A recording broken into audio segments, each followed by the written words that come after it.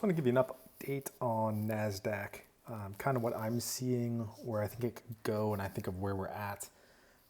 Zoomed out, looking at the 1 week, our all-time highs here back in the 2000s before the dot-com bubble crashed. Drawing a fib just from the top to the bottom, we have been somewhat obedient to these levels, especially here back in September 18, bounced on this 1.236, and we've been pretty much skybound since then. Where I think we can go, we do have levels up here. The 3.236 and 3.326 are at 14,000 to 14,400 roughly. Go to the daily, just kind of show you what some of these lines I think could mean. So zooming in here, some of these moves. Let me move these back real quick. It's so annoying. All right. So my opinion is we're in this wave 5. If you notice, this is the larger cycle. The wave 4 here is from here to here. It's kind of a zigzag. Looks like an ABC down, ABC back up, ABC down. Or we call this a 1, 2, 3, 4, 5. 1, 2, 3, 4, 5. 1, 2, 3, 4, 5. Not really sure. It looks both ways when you zoom in on it on the 1 hour. But what I want to see is here, it looks like we're forming the same pattern. Let me go to the hourly just to show you a better idea. So what I am looking at is in this yellow box, notice that we made a low, came back up and retested, came down, had this kind of zigzag pattern, then came back down for an ultimate low, came back up, retested the bottom, and started to trend up. So I'm more bullish on tech and NASDAQ than I am on SPY right now. Reason being, NASDAQ sold off a lot harder, a lot faster, so I think it'll be the first to rebound of the two. And reason being is healthcare and communications are the second largest holdings within QQQ or NASDAQ 100, so those are also in a pretty oversold state, so I could see those bouncing. If we did repeat something like this, if you scaled this down, which I've already done, it could look something like this. So tomorrow, if we run up, we could run up to the 618. That'd be approximately 13.2. If we got there, I would expect to come back down and test the 382 at around 12.8, maybe dip a little lower since we did on the way down, form a symmetrical pattern and go back up. Now on this one, we ran up to the 854, which was right where we broke down.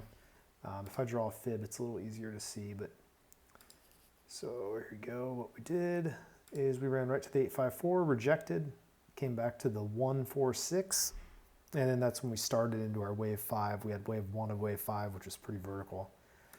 So I'm just going to zoom in over here now. If we did the same thing, just above the 854 would give us about 13.7. So I would expect some type of consolidation range here before it would break up.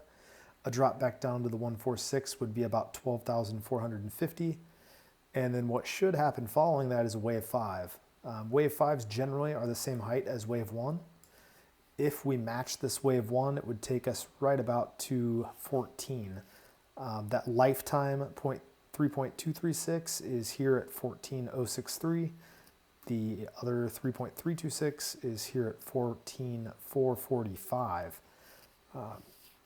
I don't know. I want to play this move. I want to play it well, and I want to play the downside if we get one. Just so happens this is a wave 4, just like this was a wave 4. Patterns are likely to repeat, especially within their own ticker. Another thing too is this dashed line is significant, I think. The bottom here, which is kind of our A leg, this would be B, this would be C of 2. So these 2s and these 4s are an ABC. The C does not have to go lower than the A, much like it didn't here. But anyway, if I draw a line from the bottom of A, touch this A, where we come through is right about the 154. And the date that we do that is roughly the 11th of April. So I'm guessing that, through the end of March, we're going to trend up until we get about to 13.6. come back down into mid-April, and that's when we should get a moonshot of a wave 5. And after that, this is all in the air. This could be, if shorts come in, it squeezes. If everybody joins the fun, going from the top of our wave 1 to the top of our wave 3, we could shoot all the way up to almost 15. Not sure. I want to play this move right now. That's what I'm focused on. Another thing I'm looking at on the 1 week candles is our RSI. So what I'm noticing here is that our last highs are kind of following a trend. So since back here in 2020, when we sold off, double top, came down, peaked again, came down.